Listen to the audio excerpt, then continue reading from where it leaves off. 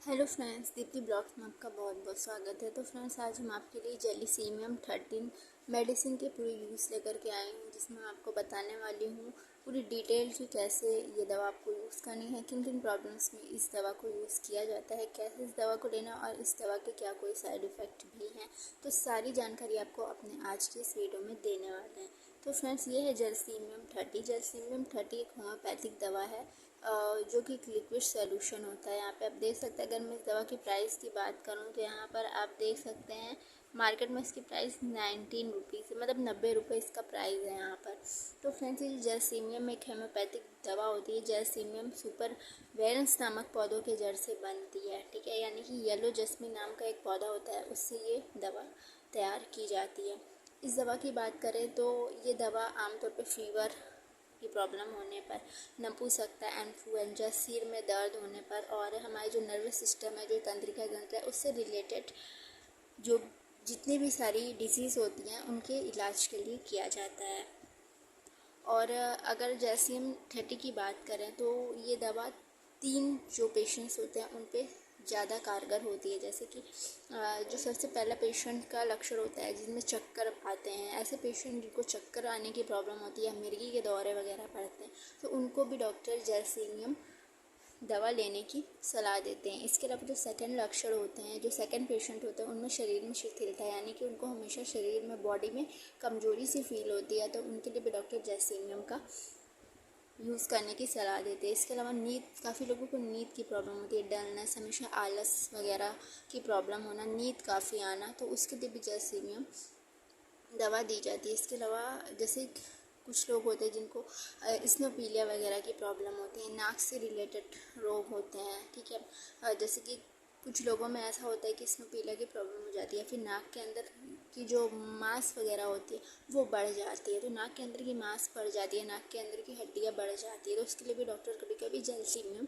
लिखता है, ठीक है। तो इस जो ऐसी प्रॉब्लम्स होती हैं, जो नोज से रिलेटेड प्रॉब्लम होती है, इनमें ये दवा लगभग 1.5 साल से लेकर के 2 साल तक असर करती है, और 1.5 से लेकर के 2 साल तक ये दवा पूरी तरीके से ऐसे पेशेंट्स पे काम करती है। जैसे कि आप लोगों को पता होगा कि होम्योपैथिक दवा का प्रोसेस काफ़ी लंबा होता है, इसलिए जैसा रोग होता है उस रोग के लक्षणों के आधार पर आपकी दवा का उतना ज़्यादा अवधि होती है, यानी कि उतने टाइम तक आपको ये दवा लेनी पड़ती है जब तक कि आपके लक्षण पूरी तरीके से शरीर में ख़त्म नहीं हो जाते, ठीक है। अगर मैंने जैसे कि आपको स्पेसिस 3 रूप से मुख्य लक्षण बताए हैं जिनके लिए ये दवा यूज़ की जाती है, तो अगर किसी भी बीमारी में इस दवा को लेने के बाद आपकी बॉडी में कंपन होती है, तो इसका मतलब ये है कि ये दवा आपको और भी बेहतर रिजल्ट देती है, ठीक है। इस चीज़ को कभी भी आपको साइड इफ़ेक्ट नहीं समझना चाहिए। इसका मतलब ये होता है कि हाँ, आपकी दवा शरीर पे अच्छे तरीके से काम कर रही है। अब आप डॉक्टर के पास जाते हैं, होम्योपैथिक डॉक्टर के पास जाते हैं, तो डॉक्टर आपकी मानसिक और शारीरिक प्रॉब्लम को बताते हैं। अगर आपको पहले से कोई और बीमारी तो उसके बारे में बताते हैं, तो उसके आधार पर ही डॉक्टर आपको दवा देता है। तो इसलिए कोई भी दवा आप यूज़ कर रहे हो तो हमेशा डॉक्टर की सलाह से यूज़ करने की सलाह दी जाती है, चाहे वो आपकी आयुर्वेदिक दवा हो, चाहे आपकी होम्योपैथिक दवा हो, जैसी भी दवा। अब चलिए हम आपकी बात कर लेते हैं कि क्या क्या प्रॉब्लम्स होती हैं, कैसे कैसे लक्षण होते हैं जिसमें डॉक्टर ये दवा लिखते हैं।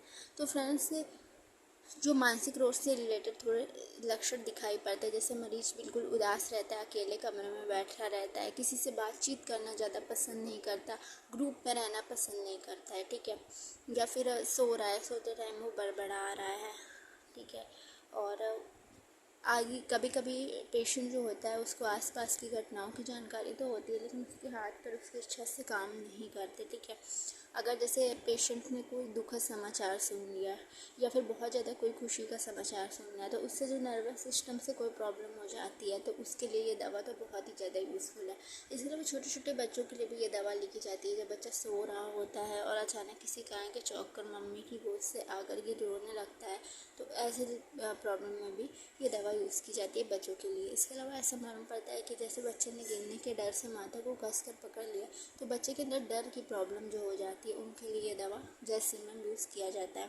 इसके अलावा ऐसे पेशेंट जिनको सर में काफ़ी दर्द जैसे माइग्रेन वगैरह की प्रॉब्लम हो जाती है, ठीक है, या फिर आपका जो सिर का पिछला हिस्सा होता है, जो गर्दन के पिछले हिस्से से दर्द स्टार्ट होता है और गर्दन के पिछले हिस्से से दर्द होते होते आपकी आँखों के ललाट के पास पहुँच जाता है, तो ऐसे पेशेंट को ऐसा महसूस होता है कि उनका सिर दर्द से फट जाएगा। आमतौर पे ये प्रॉब्लम जो होती है वो आपकी माइग्रेन के पेशेंट्स में ज़्यादा देखी जाती है। तो माइग्रेन वगैरह के पेशेंट या सिर जिनका बहुत ज़्यादा दर्द होता है, गर्दन से जो दर्द स्टार्ट होता है, उसके लिए भी डॉक्टर जैसीमम लिखते हैं। ओके फ्रेंड्स, इसके अलावा मैंने आपको बताया कि बहुत ज़्यादा आपके अंदर डिजीनेस है, बहुत ज़्यादा चक्कर आ रहा है और आपको बहुत ज़्यादा शरीर में आलस आ रहा है, नींद आ रही है, डलनेस वगैरह हो रहा है, सिर घूम रहा है, चक्कर जैसा महसूस हो रहा है, तो इस दवा के सेवन से बहुत ज़्यादा फ़ायदा पहुंचता है, ठीक है। इसके अलावा मैंने आपको बताया कि फ़ीवर बहुत ज़्यादा हो रहा है, क्योंकि फ़ीवर से कांपने लग रहा है, शरीर सुस्त हो जा रहा है, तो पसीना बहुत ज़्यादा आ रहा है, फिर भी प्यास नहीं लग रही है, और इसके अलावा खसरा वगैरह इन्फ्लुएंजा की प्रॉब्लम हो गई है, ठीक है।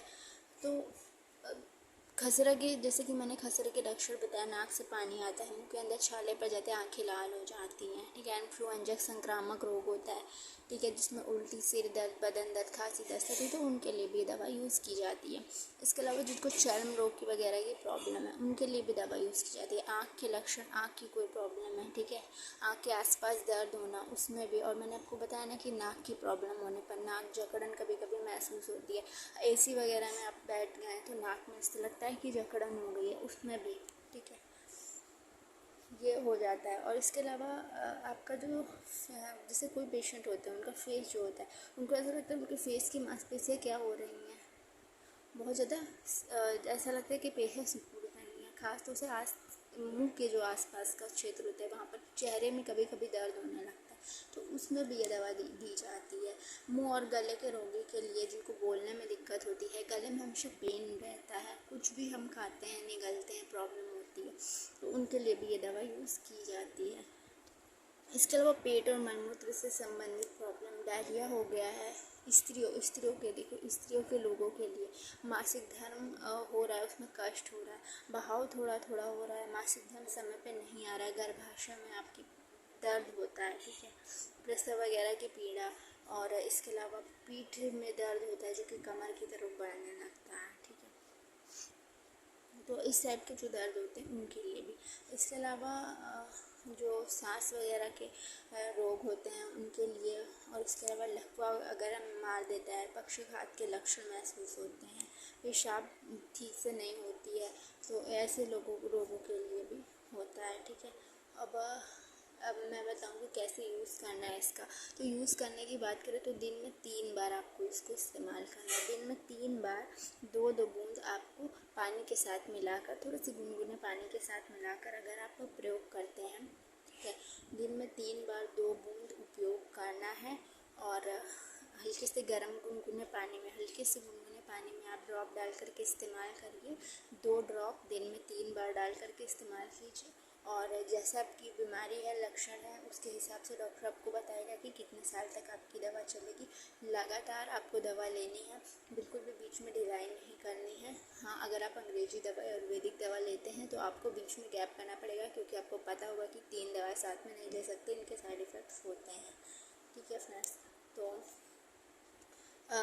हालांकि इस दवा का जो मदर टिंचर आता है वो काफ़ी इससे ज़्यादा पावरफुल होता है, तो अगर आपकी समस्या गंभीर है तो इसका मदर टिंचर इस्तेमाल करें, और अगर समस्या हल्की है और लॉन्ग टाइम तक दवाई लेनी चाहते हैं तो इसका इस तरीके का जो लिक्विड सोल्यूशन आता है वो इस्तेमाल करें, ठीक है।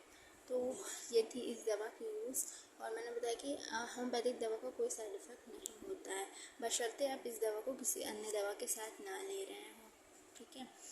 तो ये था हमारे जैसीम दवा का यूज़। आपको कैसा लगा? अच्छा लगा हो तो ज़रूर हमारे चैनल पे कमेंट कीजिएगा। अगर इस दवा से रिलेटेड कोई सवाल हो आपके पास तो आप मेरे चैनल पे कमेंट करके पूछ सकते हैं। Thank you friends, thank you for watching my videos.